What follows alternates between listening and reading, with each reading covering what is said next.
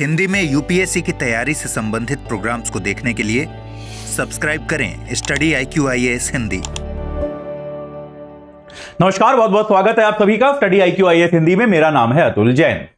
पिछले दिनों मैंने आपको बताया था कि सुप्रीम कोर्ट ने एक मामले की सुनवाई में ये जो बुलडोजर न्याय का कॉन्सेप्ट है, इस पर बड़ी कड़ी प्रतिक्रिया जाहिर की थी, इस पर गहरी नाराजगी जाहिर की थी। और सुप्रीम कोर्ट ने यह कहा था कि ये बुलडोजर न्याय जो है, बुलडोजर के जरिए जिस तरह से अपराधियों या फिर अपराध के आरोपियों के घर तोड़े जा रहे हैं, इस प्रक्रिया के लिए नियम बनाने की आवश्यकता है। यह बात सुप्रीम कोर्ट ने कही थी।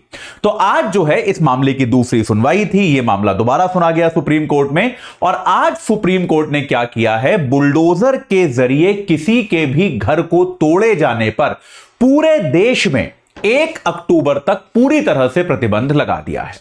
तो सुप्रीम कोर्ट ने आज फिर एक कड़ा निर्णय लिया और एक तरह से संकेत दिया कि आने वाले दिनों में किस दिशा में सुप्रीम कोर्ट के जजमेंट जाने वाले हैं। और यह स्पष्ट कर दिया कि किसी के भी घर को बुलडोजर से तोड़ने पर, किसी भी तरह के बुलडोजर न्याय पर 1 अक्टूबर तक पूरी तरह से प्रतिबंध रहेगा। क्या मामला था, क्या सुनवाई हुई थी, इसके बारे में चर्चा करेंगे। किन किन मामलों का हवाला सुप्रीम कोर्ट ने दिया, सरकार का वहां पर क्या तर्क था, यह सारी बातें आपको बताऊंगा अगले 5-7 मिनट में। लेकिन उसके पहले याद रखिए, अगर आप 2025 का यूपीएससी एग्जाम देने वाले हैं तो भाई आपके पास जो समय है वो रह गया है बहुत ही कम। तो आप एजे लाइव कोड लगा के हमारे प्रतिज्ञा प्लस बैच से जुड़ जाइए। 19 तारीख को सुबह 8 बजे से ये बैच शुरू हो जाएगा। 2025 वालों के पास तो अब सीरियसली टाइम की कमी है, तो अब आप और सोचेंगे तो आपको बड़ी देर हो जाएगी। अगर आप जो है 2026 या 27 में परीक्षा देने वाले हैं तो आप हमारे लॉन्ग टर्म बैच से जुड़ जाइए, जो कि शुरू हो चुका है, लेकिन 20 सितंबर तक उसमें एडमिशन चल रहे हैं। आप इस बैच से 20 तारीख तक जुड़ सकते हैं जब भी आपका दिल करे। लेकिन क्लासेस शुरू हो गई हैं, जल्दी जुड़ेंगे तो बेहतर रहेगा, यह बात याद रखिए। और अगर आप पटना के रहने वाले हैं तो भाई ये वाला संडे आप अपना फ्री रखिएगा। पटना के अगर आप रहने वाले हैं, पटना या आसपास, तो इस संडे 22 तारीख को सुबह 11 बजे मैं और हमारी कई सारे फैकल्टी मेंबर, हमारे कई सारे फैकल्टी मित्र जो हैं वो आपसे मिलने पटना आ रहे हैं सुबह 11 बजे 22 तारीख को AN कॉलेज में। तो आप लोगों से मुलाकात होगी पटना में 22 तारीख को सुबह 11 बजे AN कॉलेज पटना में। तो आप बिल्कुल वहां पे सेमिनार के लिए आइए और हमारे साथ अपने डाउट्स क्लियर कीजिए, ठीक है। चलिए अब चलते हैं इस पूरे मामले पर। यह पूरा मामला है क्या, तो सुप्रीम कोर्ट की एक 2 जजेस की बेंच जो है वो इसकी सुनवाई कर रही है, जस्टिस गवई और जस्टिस विश्वनाथन। तो जस्टिस गवई और जस्टिस विश्वनाथन जो है वो इस मामले की सुनवाई कर रहे हैं। और उन्होंने अपनी सुनवाई के दौरान जो है वही सुनवाई आगे रिज्यूम हुई और सुप्रीम कोर्ट ने यह कहा कि भाई आपका ये जो प्रक्रिया है, याद रखिए इसमें पिछली बार सुप्रीम कोर्ट ने क्या कहा था, तर्क वितर्क जो हुआ था उसका पक्ष यह था कि भारत में देखिए जूरिस्प्रूडेंस जो होता है, न्यायिक सोच जो होती है, उसका एक आधार यह है कि जब तक व्यक्ति की दोष सिद्धि नहीं हुई, जब तक किसी व्यक्ति पर दोष सिद्ध नहीं हुआ, तब तक वह व्यक्ति निर्दोष माना जाता है, ठीक है। दोष सिद्धि तक व्यक्ति निर्दोष माना जाता है। तो ऐसे में किसी व्यक्ति पर मान लीजिए किसी अपराध का आरोप लगा, तो उसमें उस केस में क्या हुआ, उस मामले में क्या होता है, अगर आपने उसका घर तोड़ दिया तो आपने क्या किया, जब तक दोष सिद्ध किसी न्यायालय में नहीं हुआ तब तक तो वो निर्दोष है ना। तो आपने ये जो दंडात्मक कार्रवाई कर दी, ये आपने एक निर्दोष व्यक्ति पे कर दी, क्योंकि भारत का कानून ये कहता है जब तक किसी पर आरोप सिद्ध नहीं हुआ तब तक वो निर्दोष है, तब तक उसके प्रति कोई कानूनी कार्रवाई नहीं की जा सकती, कोई दंडात्मक कार्रवाई नहीं की जा सकती। यह पहला तर्क था। दूसरा तर्क इसमें क्या था कि अगर दोष सिद्धि हो भी गई, मान लीजिए किसी व्यक्ति पर जो है दोष सिद्ध हो गया, तो दोष सिद्ध होने पर भी उसको दंड देने का अधिकार किसे है।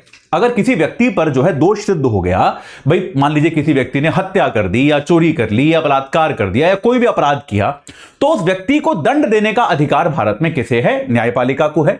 यह काम न्यायपालिका का है कि नहीं है, यह काम तो पूरी तरह से न्यायपालिका का है कि जिस पर भी दोष सिद्धि होती है उसको दंड न्यायपालिका देगी। वो जेल दे, फांसी दे, जो भी देना है, जुर्माना लगाए, न्यायपालिका दंड देती है, ठीक है। तो दोष सिद्धि पर भी अगर दोष सिद्धि हो गई तो भी दंड देना न्यायिक काम है, दंड देना न्यायपालिका का काम है। यह सरकार का काम थोड़ा ना है कि भाई सरकार थोड़ा ना तय करेगी कि चलो इफ ये दोष है मतलब पहली बात तो दोष सिद्धि हुई नहीं है, दूसरी बात अगर दोष सिद्धि हो भी गई तो भी दंड देना तो न्यायपालिका का काम है, ये सरकार का तो काम ही नहीं है। सुप्रीम कोर्ट ने आज जो है इस मामले पे बड़ा स्ट्रांग ओपिनियन दिया कि ये आपका काम थोड़े ना है। अगर दोष सिद्ध हो भी गया, व्यक्ति दोषी भी है, गुनहगार भी है, तो भी आप कौन होते हो भाई उसको सजा देने वाले? उसको सजा देना तो न्यायपालिका का काम है, न्यायपालिका सजा देगी। सरकार कैसे तय कर रही है, चलो भाई जाके इसके घर तोड़ देते हैं। और तीसरा पॉइंट इसमें यह था कि अगर आप डिमोलिशन करते हो तो आप बहुत सारे निर्दोषों को दंडित कर रहे हो। कैसे, आपको एग्जांपल देता हूं।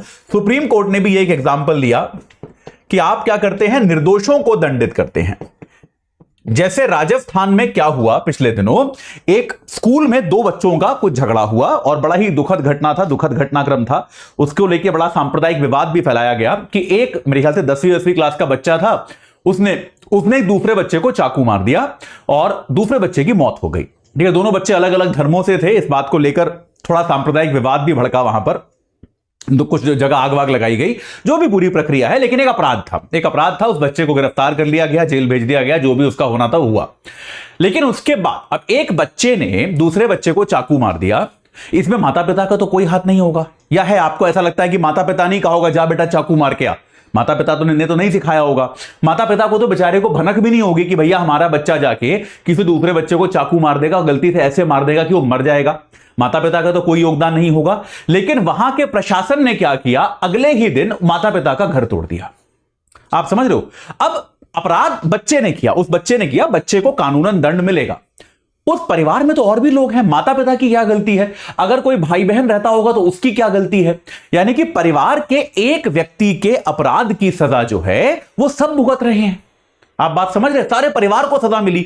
ये भारत में कम्युनिटी दंड की व्यवस्था थोड़ा ना है। जो अपराध करता है दंड उसको मिलता है, उसके परिवार को दंड देने की भारत में कोई व्यवस्था नहीं है। तो ये तीन तर्क जो है ये सुप्रीम कोर्ट में मेन मुख्यतः चले। तो सुप्रीम कोर्ट ने कहा कि भाई हम क्या करेंगे कि इस मामले पे अभी आगे सुनवाई होगी, कहीं पर भी जो आप बुलडोजर चलाते हैं, बुलडोजर को लेकर हम एक पूरी प्रक्रिया बनाएंगे कि किसी भी अनाधिकृत भवन को, कि कोई भी अनाधिकृत भवन है, अगर कोई मान लीजिए अनाधिकृत भवन है तो उसको भी गिराने के नियम होने चाहिए। सुप्रीम कोर्ट ने पहले भी ये कहा था कि आप ये नहीं कर सकते कि आज किसी व्यक्ति ने अपराध किया, कल आपने उसका घर गिरा दिया। अगर उसका घर इलीगल भी है तो आप उसको नोटिस दीजिए, नोटिस का जवाब देने दीजिए। आप उसको कोई अगर उसको कहीं कोर्ट से स्टे लाना है उसका अवसर दीजिए, उसके बाद आप उसका घर गिरा सकते हैं। भाई आप ऐसे आज किसी व्यक्ति ने अपराध किया, कल आपने जाके घर गिरा दिया, तो ये तो गलत है ना, ये तो अनुचित है। इसमें तो गिराने की प्रक्रिया का भी पालन नहीं हुआ। तो सुप्रीम कोर्ट ने कहा कि किसी अनाधिकृत भवन को भी गिराने के हम नियम बनाएंगे। और तब तक, जब तक ये नियम नहीं बनते, सुप्रीम कोर्ट ने कहा है अभी के लिए हम 1 अक्टूबर तक पूर्ण प्रतिबंध लगा रहे हैं, कि एकदम पूरी तरह से प्रतिबंध है। एक बस इसका अपवाद है कि अगर किसी ने मान लीजिए सार्वजनिक स्थानों पर इंक्रोचमेंट कर रखा है, जैसे मान लीजिए कोई सड़क पे ही कब्जा करके अपना घर बना ले, सार्वजनिक, केवल इसमें पूर्ण प्रतिबंध है, केवल सार्वजनिक स्थानों को छोड़कर।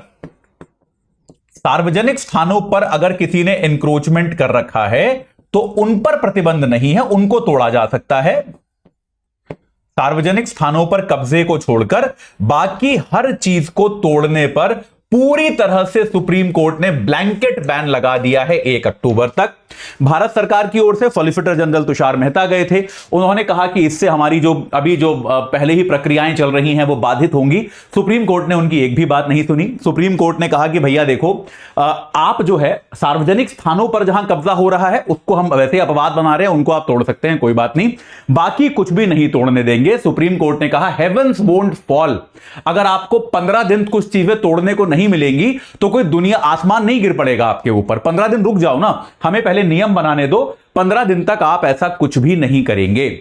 तुषार मेहता साहब ने, सॉलिसिटर जनरल ने यह भी कहा कि सुप्रीम कोर्ट एक नैरेटिव से प्रेरित हो रहा है। यह बड़ा गंभीर आरोप है सुप्रीम कोर्ट में। मैं थोड़ा हैरान था कि सुप्रीम कोर्ट ने इसको लेकर सॉलिसिटर जनरल साहब को फटकार नहीं लगाई, पर उन्होंने कहा कि एक ऐसा नैरेटिव देश में बनाया जा रहा है कि सरकार किसी धर्म के खिलाफ कार्रवाई करने के लिए बुलडोजर एक्शन लेती है।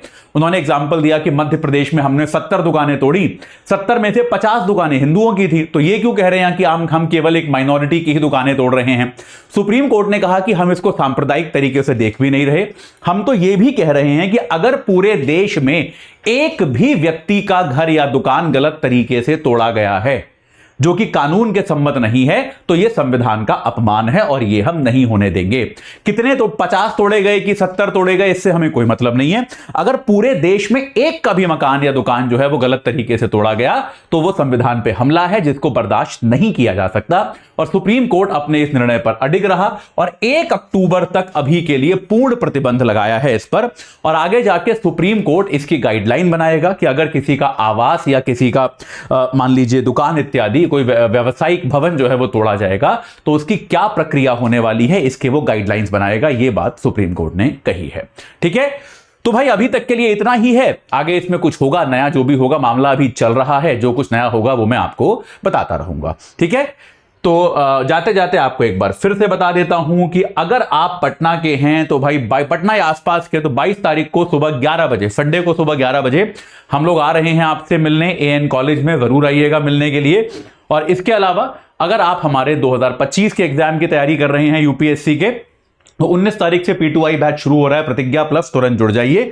लॉन्ग टर्म बैच वाले अगर आप हैं, यानी कि 2026 या 27 में आपको एग्जाम देना है, तो बैच शुरू हो चुका है। जुड़ने की अंतिम तारीख है 20 तारीख। बिना देर किए उससे भी जुड़ जाइए ताकि आपकी तैयारी एक सही आकार में रहे। इस चर्चा से जुड़ने के लिए आप सभी का बहुत बहुत धन्यवाद। हिंदी में UPSC की तैयारी से संबंधित प्रोग्राम्स को देखने के लिए सब्सक्राइब करें स्टडी IQ IAS हिंदी।